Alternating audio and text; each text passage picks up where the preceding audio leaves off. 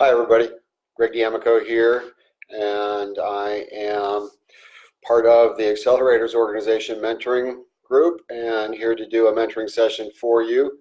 A little bit of history, I've done a previous one, but for anybody new to the group, I have a software company. I do mobile app and e-commerce and integration development. I went to India back in 2004. I set up an office over there and have grown a team out of up to 50 people, and now I've leaned it out a little bit over the last few years, and we do a lot of work with existing businesses, helping them grow and provide economics and simplicity within their business using software. So growth opportunities like scaling with e-commerce and being online and selling, to creating cost-effective type situations where they are integrating things, making systems talk to each other so they don't duplicate a lot of entry, minimizing cost, and also having access to data that they didn't have before, so that they can see real-time metrics in their business and having intel that's going to allow them to make better decisions. So also previously I had an investment firm. I grew a successful firm from zero up to $1 billion in assets over a period of time, and rode the wave up in the 90s. It kind of rode it back down a little bit in the early 2000s, but I ended up selling that. And when I was in that world, I realized that seeing where the future was going was connectivity through software, and I wanted to have an investment firm. And through a partner, I came together with her and April, and she was in that space before, so knew how to go out and sell software and have a lot of relationships in that space. And we went to India and set up an office and created a development team there, and still have that today. So good to be here with you guys. Sean, Thomas, and I are friends. We are also in the Entrepreneurs Organization together, EO, and we're also in the same forum. So we spend time together helping each other with our businesses. EO is about peer-to-peer group network that you are there to learn and grow with each other, basically what you guys are doing here within this organization. So good to be here. I've done some work with a few people in the organization. One, Shelly Morrell. You may know Shelly. She's got a company called Integrated Fire in California that does like the monitoring of fire equipment and reporting around those issues that are highly regulated. You got to provide reports to the state, and helped her build an app that allows for integration into seeing visibility around her people, where they are, what's going on with the being out on the field when they're going out, what type of jobs they're in. So important for that type of world of helping people with intel and seeing where they are. So with that, let's get into a few questions here.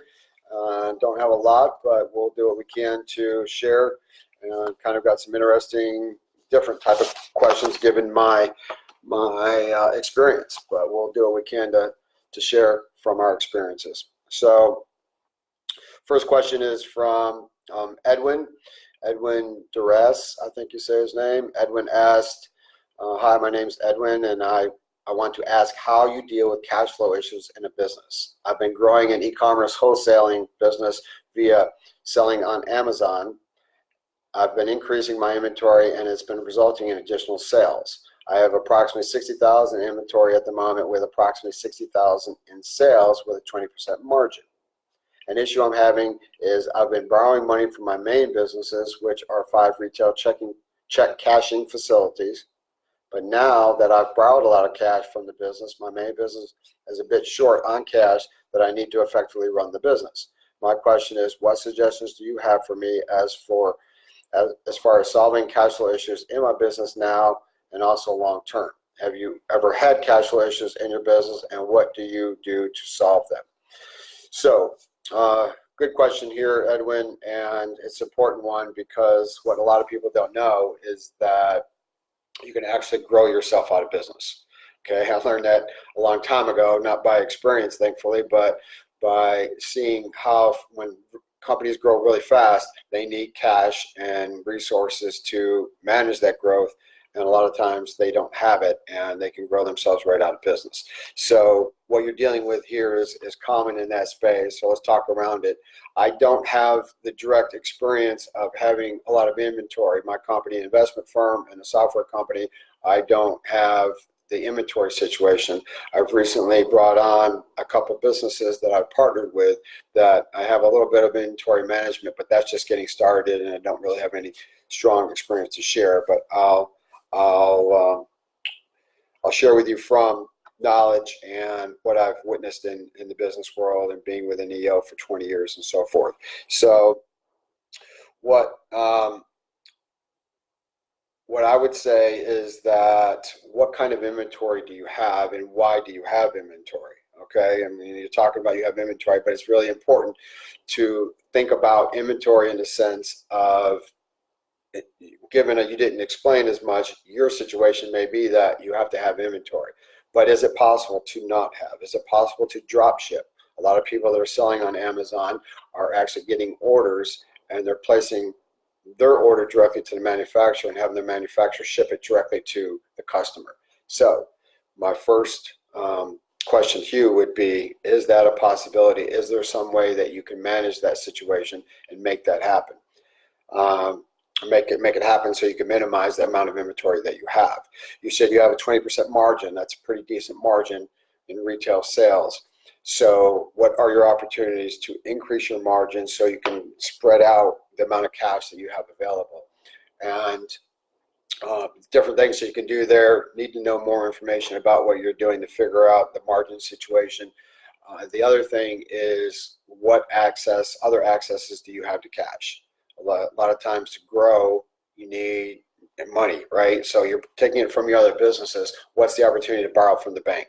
Can you borrow at the bank at 4, 5, 6% and able to allow your growth to pay for it, given the margins that you have? That's the way a lot of people manage that situation. They get a line of credit, and they use that line of credit to manage their growth process. The other thing I would think about is to, in looking at this, is to think about it from the Jim Collins, one of his books. He talked about the 20-mile march, and I've read all his books, and I'm not pinpointing which one it was in, but in the 20-mile march, it was a term that he coined, in the fact that he did a lot of research about people being steady and doing things on a consistent basis and managing their situation, as opposed to just trying to go all out as much as possible and run into trouble. And the story he told was around an exploration that happened in the Antarctic in the early 1900s, and two groups were trying to reach to the end of the Earth, basically in the South Pole. And what they did was they were both on a race to get there, and one group was, the leader of the group approached it so that they only did 20 miles every day. Okay, and whether it was blizzard, whether it was really cold, whether it was clear skies, they did 20 miles, and they set that tempo and that rhythm to move forward with their team. The other one did it in a sense of just all out, clear days, go, go, go. Do get 40 miles in, get 50 miles in, and then on the blizzards and cold, they would hunker down and set up camp and just ride it out. And what they found, what Jim Collins found in his research was, by the way, he's one of my favorite business gurus. So if you haven't read Good to Great or some of his other books, I would highly recommend that. Very, very strong awareness about how to run a business and how to, the key aspects of what successful businesses do. So what he found in his research was that the companies that kept a consistent tempo and allowed to manage things, even when they could grow more than they that was available, customers were there for them, they set limitations and managed it so they were dealing with their resources, they were dealing with their cash flow, and allowing for themselves to not go out of business, basically, and still provide good growth opportunities going forward. So look forward to hearing any thoughts you have, Edwin, or any other questions you would have. I'll check back with it and see if there's anything I can help you with. Next question is from Gabor. Gabor Razy, I think I'm saying it right. And sorry, Gabor, if I'm not. I know there's different ways to accent that name. Hope I'm saying yours appropriately. So Gabor asked, we've been approached by an investor who seems serious about acquiring 50% of our company. This is not a proposal for an investment into the company. It's him proposing to pay my 2 co-owners and I for 50% equity. What are the important questions to ask in a situation like this, apart from, of course, how much the payment would be? I'm thinking along the lines of how much operational control they would want to have, what kind of plans they have for the company once they're co-owner, how can they contribute to growing the company, what are the key issues we need to agree on apart from the money if we want this deal to happen. So first question for you, Gabor, is why do you want this to happen? Are you in a situation where a buyout of your equity right now is going to put you in an attractive financial situation? Are you in need of capital that this investor is going to bring to you so that you can grow the operations more attractively, more efficiently, and so forth? So the questions you asked on here are very appropriate, and all this would be mapped out in the situation before you did a deal, of course, right? Like, why are they wanting to invest, and are they going to be a strategic investor? When I say strategic, what I'm saying is with their help into the company, are they going to provide your company an opportunity to grow faster because they have a marketplace that your products can sell into, and they would allow the acceleration of sales for you. And so maybe they see that as like they have a grouping of products that are already being sold to a significant clientele. If they add your products to that clientele, it's an offering that's going to make everybody happy because you're going to get significant sales, and so are they. So there's questions. Is he just doing it from an investment? He sees what you're doing is attractive, and you're not giving me a lot of intel about your situation, so it's a little bit harder. So I'm just going to propose questions for you to ask. Is he looking at you and seeing that you're growing well, and so he wants to jump on that bandwagon and ride with you as you grow out the company? And on top of that, just like you asked, does he want to be an investor in the sense of jumping on and riding and supporting you? Does he have business acumen that's going to help you with the future decisions and ongoing operational aspects of the company and strategic direction of the company? So those are very key things. Something else I would consider is valuations. Okay, valuations are key here too, and usually the big question to answer when it comes to somebody putting money in your company. And evaluation can be are looked at a couple different ways. They're looked at as either some type of percent of revenue or a percentage, a multiple of your EBITDA. Okay, earnings before interest, taxes, depreciation. And coming from the investment world, that's how you analyze the cash flows of a company currently coming in, and then some multiple of those cash flows that are going to create a valuation. So a lot of companies, you'll be somewhere between 3 to 4 to 10, 11, 12 times their EBITDA.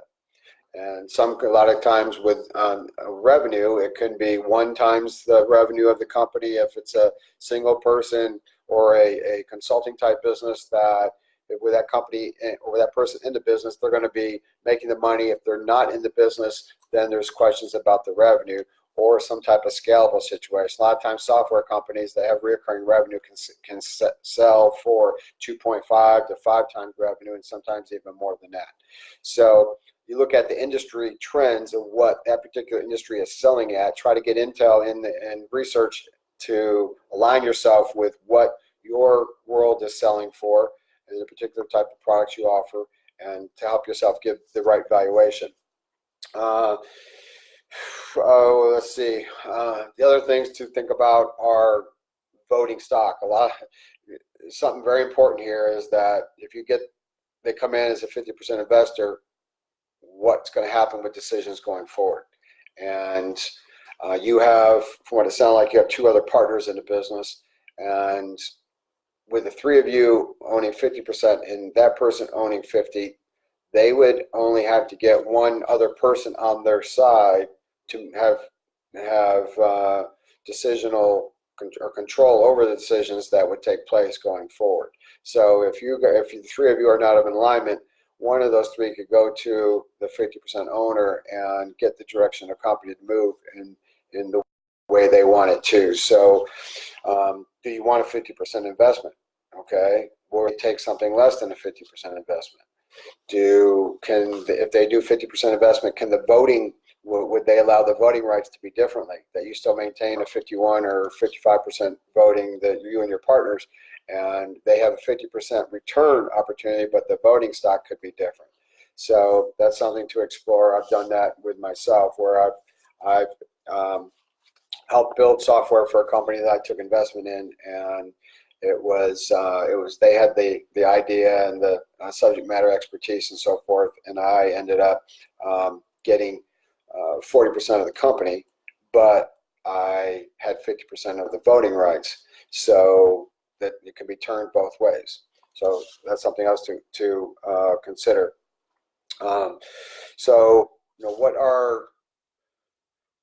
is there any other expertise that they have and they could bring to the company, of course, that would help you in the growth of your company? Do they have expertise in the products that you're offering? How did they come about you? How do they know about your situation? Why did they want to invest? So a lot of those questions could be looked at in determining if the situation is going to be right for you and what your needs are. So a lot more to be determined, but hopefully some of those questions and discussions with this individual will unfold answers to you, so you can help make the best decision possible. Good luck with that, Gabor. Next question, Carrie Bowen, I think. And Carrie's question is, I'm a healthy female. I exercise daily, eat fairly clean diet, geared for optimal brain and body function. I know the right things to do to be healthy. However, I'm undergoing surgery, hysterectomy, in a few weeks, which will make me feel even better. I know. I'm looking at this surgery as a reset button for my health and mindset, since I've been thrown off track the past few months due to the inability to eat what and how I normally would. And given that there's some issues there, that she's having nausea and such, what recommendations do you have post-op that will facilitate healing and restart my body on the most effective path for the new year? I want to heal quickly and come out of the starting gate smoothly, ready to run. Thank you for taking the time to answer the question. Well, Carrie, first of all, I am not a health practitioner. I'm not a doctor, and I don't even play one on TV. So with that said, I have a long history of reading and growing in the space of health and trying to stay as physically fit and geared towards health as possible. So I'll have a little bit of experience share for you. I was big into martial arts some time back, and I had a torn shoulder, rotator cuff, and a bicep tendon tear, and it put me out of commission. I actually was injured and continued to train and work out for 5 years after my injury with lots of pain, and I did a lot of things to try to deal with the pain, thinking it was going to heal itself, and it didn't. And it wasn't until my bicep tendon tore that I ended up getting surgery on the shoulder and repairing the bicep tendon and everything else. So my experience with surgery and health in general is I used a lot of things to help me heal, making sure my body energy with flow was appropriate. So I used acupuncture, and that has been tremendously helpful in a lot of areas. I used massage when the shoulder was healing up, and I wasn't supposed to move it that much, but I would have somebody massage it regularly and create blood flow and help healing. That was huge, because when I went to physical therapy, my range of motion that I had each time I went back, she said she hadn't seen anybody like the range of motion at those different points in time. So I knew I was doing things that were helping me to be a little bit more beneficial and a little bit ahead of the normal curve of somebody's healing progress. So I felt good about those things. And another area that is attractive for healing is being peaceful, getting rid of the stress in your life and so forth. And when I've anytime that I have been and work to be peaceful, I know that it helps my decision making and helps for my healing. So I do breathing exercises every morning, and do kind of like an insightfulness, sitting outside and looking at the view, and going within to help with my world and help to create a good flow and a good positive environment. So breathing exercises are simple as like picking a number that you're comfortable with, 5 to 10 or whatever, and taking a breath into that number, holding it to that number, and exhaling to that number, and doing that like 5 to 7 times. And that will you'll notice just a peacefulness that comes over you. So again, just breathing into that number, counting in your head to say it's 5, holding it to 5, and then exhaling it to 5, and just counting that number in your head. And you'll after you do that 5 to 7 times, and you just sit there peacefully, you will notice a calmness that overcomes your body.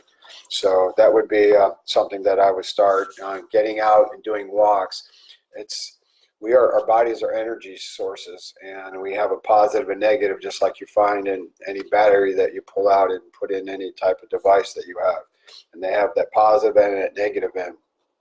And a lot of times the energy buildup in our bodies can happen, and if we try, when we do things like getting rid of that excess energy through the negative side of things, and that is walking on grass. If weather permitting in your area, if you can get outside, walk on grass, walk on sand, walk so that your body is connected to the earth, you can help alleviate inflammation in the body and create the opportunity to heal quicker.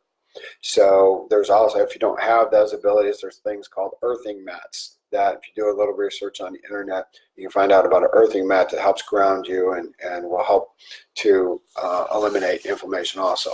Good luck with your surgery, Carrie, and all the best, and please report back on your progress. So being a software guy, it's a different type of question as normal, but hopefully some experience will help there. So next question is from Jason.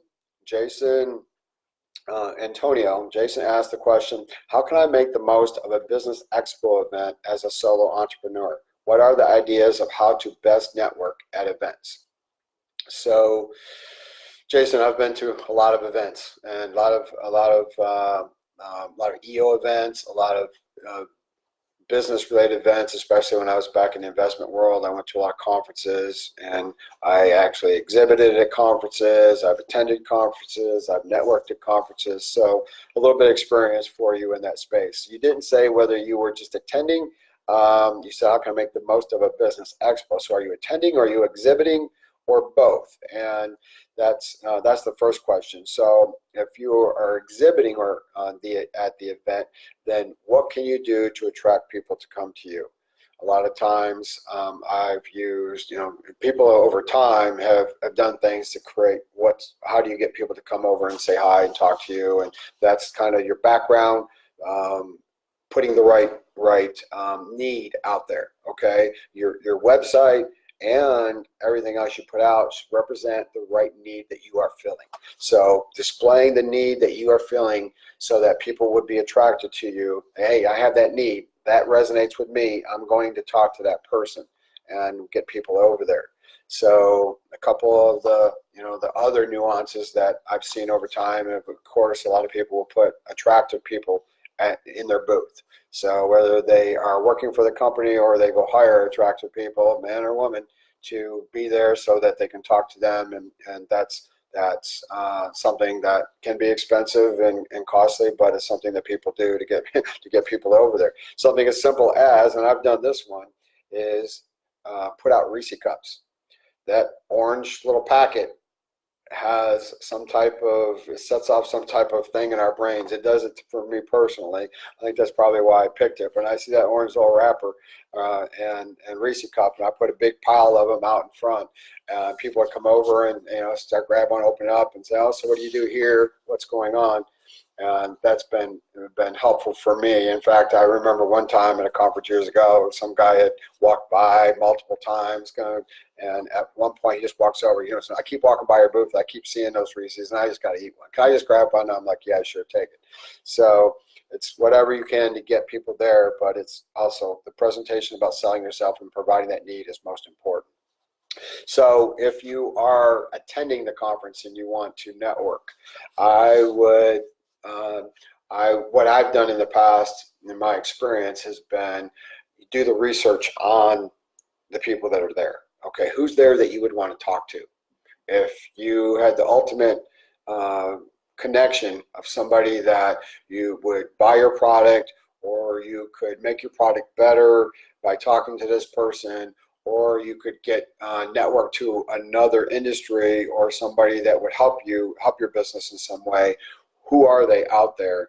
Figure them out, look at their pictures, and then seek them out, and have that right, approach of what you're trying to accomplish, and politely make your intro and tell them what you're looking for. And people are receptive when it can help them and so forth. They are open, and people go to these things to network too, and everybody's kind of shy and like, I don't know if they want to talk to me, I don't know if I want to talk to them. I've been there.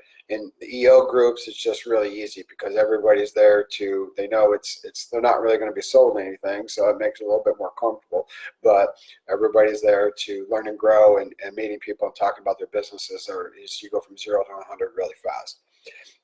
So let's see, what else? Oh, the other thing would be a lot of these new conferences, networking events, or expo type convention events, they have a mobile app now.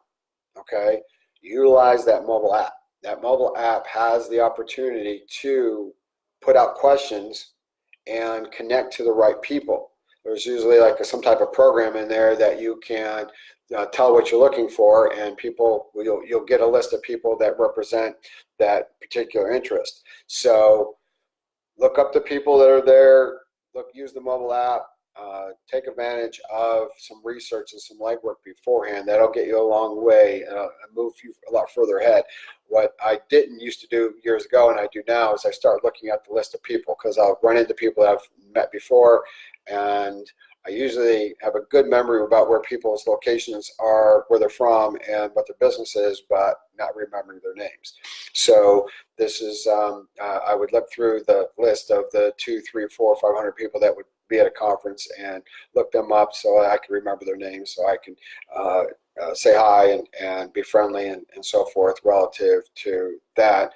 But more of an expo like you're talking about, it's really getting to know people and putting yourself out there to find what you're looking for and what can benefit your situation. And that's really based on a lot of research and utilizing the technology that people have today. So good luck with that, Jason. Please report back and share your experience with what happened there.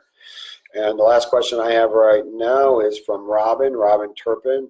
Robin asks, do you ever take a step back to regroup? So yes, Robin, all the time. I have over years been in tough situations with business and tough situations with people.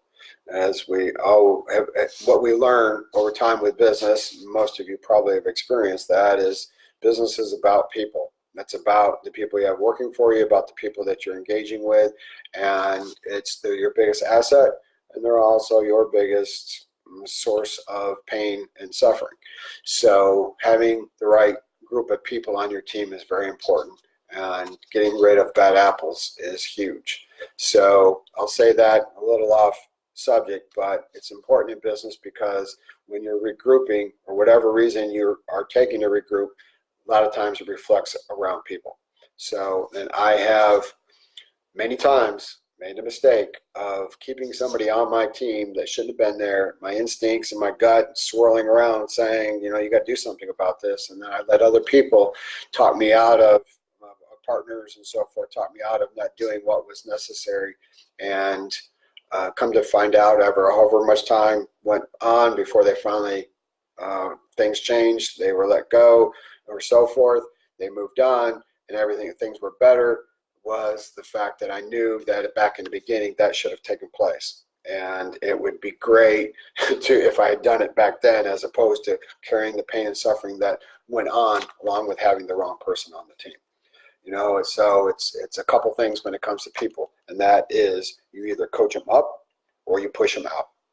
Okay, very important, very, very important is to, if you cannot coach somebody up, then there is a excellent opportunity for them somewhere else that fits them, fits their strengths, fits their personality, and you're helping them to go find that place that's going to be better for them.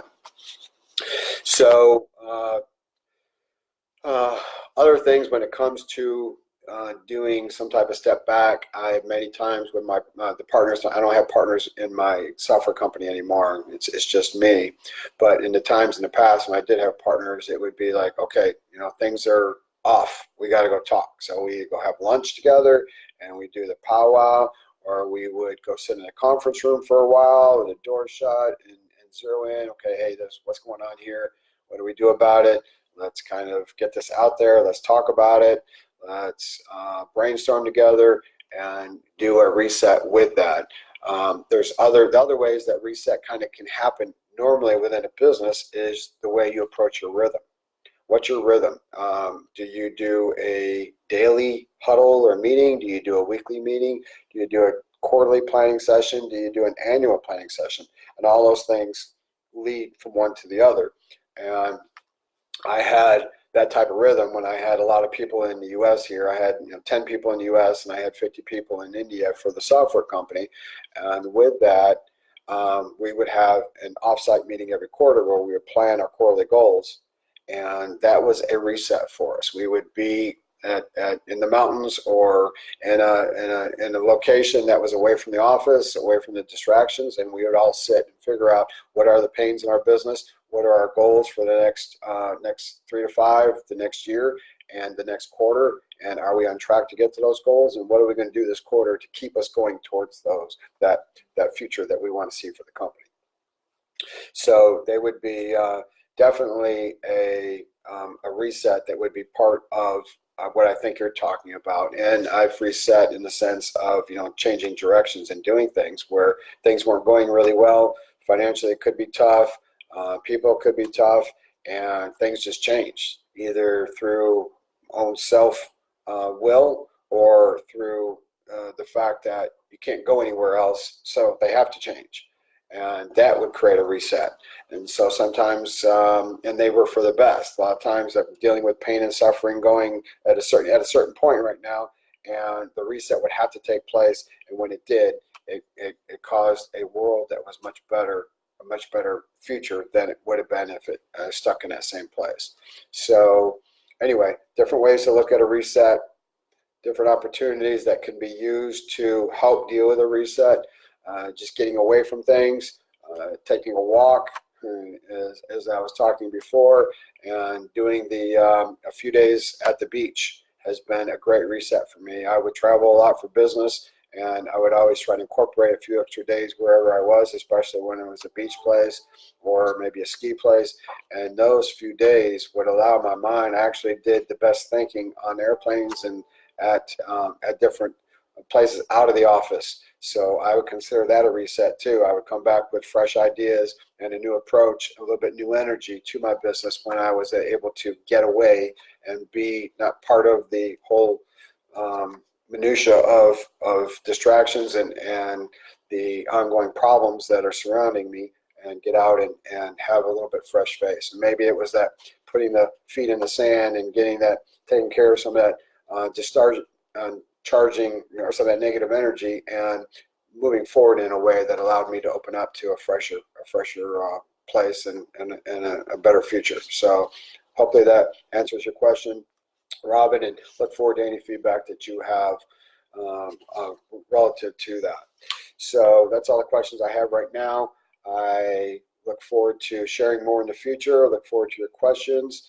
It's what you have here is really special, and I want to emphasize that. As I said before, I've been an EO for 20 years now, and my peer group of being there and bouncing ideas off of and getting their experiences has been invaluable to me, and I wouldn't change that. And probably I would consider that the single best decision I've made as far as organizational and so forth in my business world, was to be a part of a peer group that I can learn and grow with. And they've exposed me to the road, getting rid of roadblocks and opening up to the right books, to the right speakers, to networking with the right people.